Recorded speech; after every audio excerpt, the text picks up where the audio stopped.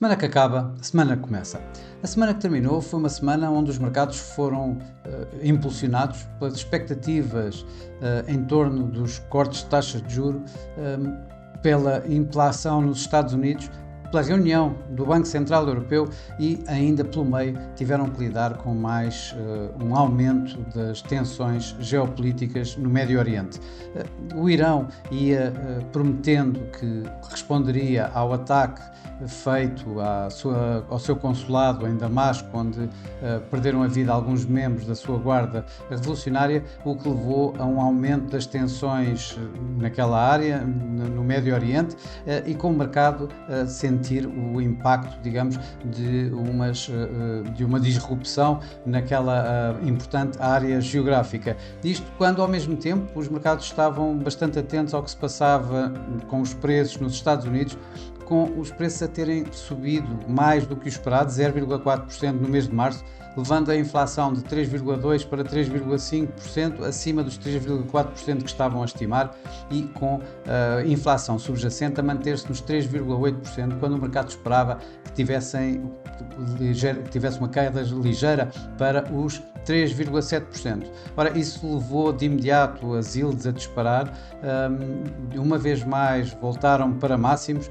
colocando aqui assim alguma pressão nos mercados acionistas e dando algum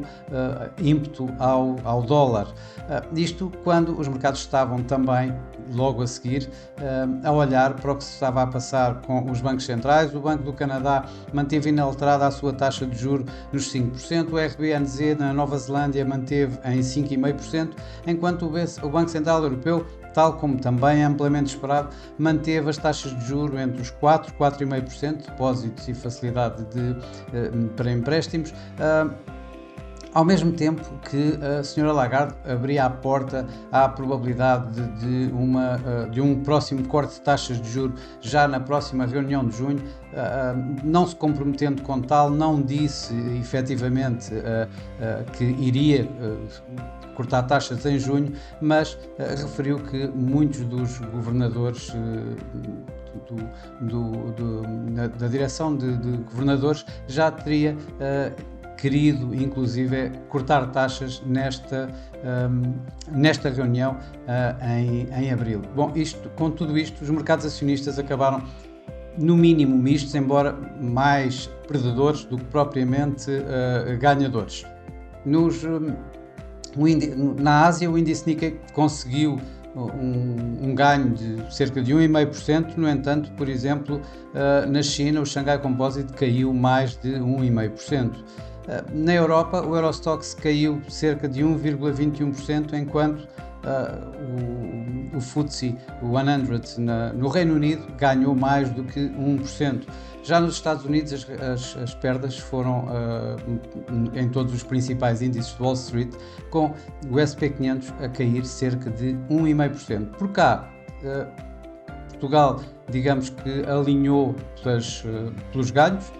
e o PSI 20 teve mesmo um desempenho bastante positivo durante esta semana, ganhando quase 2%, 1,9%, isto com a ajuda da EDP Renováveis, que nesta semana ganhou mais de 9%, e por outro lado a Mota-Engil pressionou os mercados nacionais ao perder cerca de 5%. No mercado cambial, o mercado cambial foi de facto um dos mais impactados durante esta semana. Como disse já anteriormente, o dólar ganhou face a todas as demais divisas. Por outro lado, em perdas tivemos as moedas nórdicas, por exemplo, também o iene, obviamente que voltou a cair,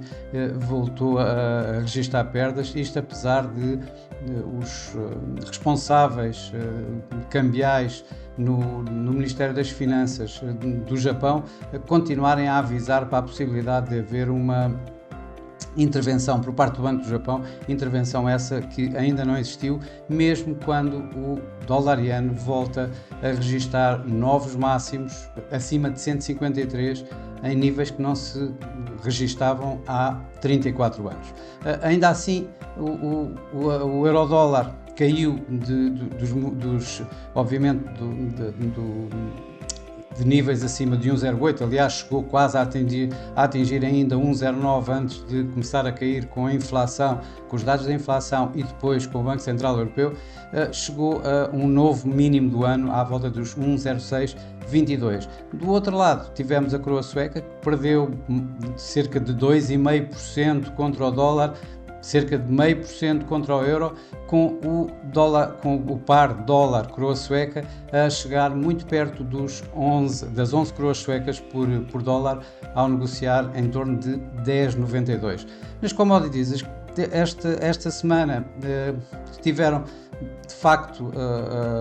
acabaram por terminar mais ou menos em termos a níveis, ao torno de níveis de início da própria semana. Ainda assim, o ouro teve um novo máximo, registrou um novo máximo histórico acima dos 2.400 dólares por onça, e o petróleo continuou a negociar em torno destes novos máximos do ano, com o Brent acima dos 90 dólares por barril e o WTI acima dos 85 dólares por barril.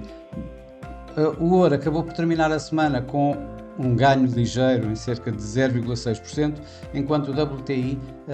acabou por terminar a semana com uma perda também relativamente ligeira face aos ganhos que têm ultimamente vindo a registar, em cerca de 1,6%. A próxima semana vai ser, em termos de dados económicos e tudo mais, bastante mais calma, mais tranquila. No entanto, vamos ter aqui assim a continuação das tensões geopolíticas, vamos ter continuação e provavelmente especulações da divergência de cortes de taxa de juros entre a Reserva Federal e o Banco Central Europeu, resultados empresariais, e em que vamos ter também reuniões do Fundo Monetário Internacional em Washington, que provavelmente vão continuar a discutir o crescimento económico, a inflação, as tensões ou as guerras, tanto na Ucrânia como no Médio Oriente, e em que provavelmente esta semana vamos ter que contar com algum fluxo noticioso que advém exatamente dessa semana de reuniões em Washington do Fundo Monetário Internacional. Também o mercado vai ter que contar com um fluxo bastante elevado de notícias vindas do Médio Oriente, isto depois deste fim de semana o Irão ter atacado o Israel em resposta ao tal bombardeamento do consulado iraniano em Damasco, tal como prometido, apesar de terem dito que foi apenas um movimento e que está acabado. Provavelmente muito mais haverá a discutir ainda nos próximos dias, nomeadamente a possibilidade ou não de Israel responder ao Irão com um novo ataque, e com os mercados a recearem um alargamento do conflito exatamente a esse país, ao Irão. Por outro lado, a divergência que os mercados estão a ter entre cortes iminentes de taxa de juros por parte do Banco Central Europeu, em que contam já com um corte em junho, face à Reserva Federal, que cada vez vão empurrando mais para o final do ano, com os mercados já agora a apontarem mais para setembro, para um próximo corte do Fed, e quem sabe ainda mais tarde, vai ser a grande discussão provavelmente nos mercados esta semana, e que terá impacto, por exemplo, entre muitas outras coisas, no euro-dólar, que já está a negociar em mínimos do ano e com um grande nível psicológico em mente neste momento, 1,05, e provavelmente as discussões se o euro-dólar irá ou não atingir novamente a paridade poderão começar uma vez mais a emergir. Isto obviamente com mais comentários que vamos certamente ouvir esta semana, depois da reunião do Banco Central Europeu, por parte dos variadíssimos diretores do Conselho de Governadores do Banco Central Europeu,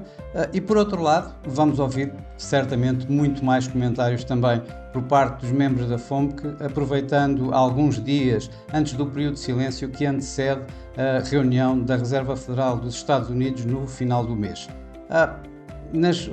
Como eu comecei por dizer, em termos de dados económicos, vai ser uma semana relativamente calma, onde os mercados vão olhar principalmente para as vendas a retalho, para os números das vendas a retalho nos Estados Unidos e para o indicador de confiança económica ZEW,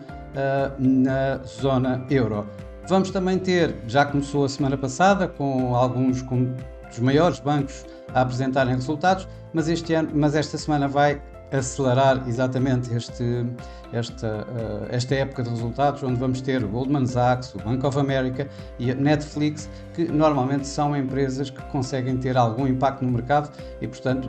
é com isso que vamos contar durante também esta semana. Bom, e para já é tudo. Desejo a todos uma boa semana, bons negócios e para a semana cá estarei uma vez mais com Semana que Acaba, Semana que Começa. Até lá!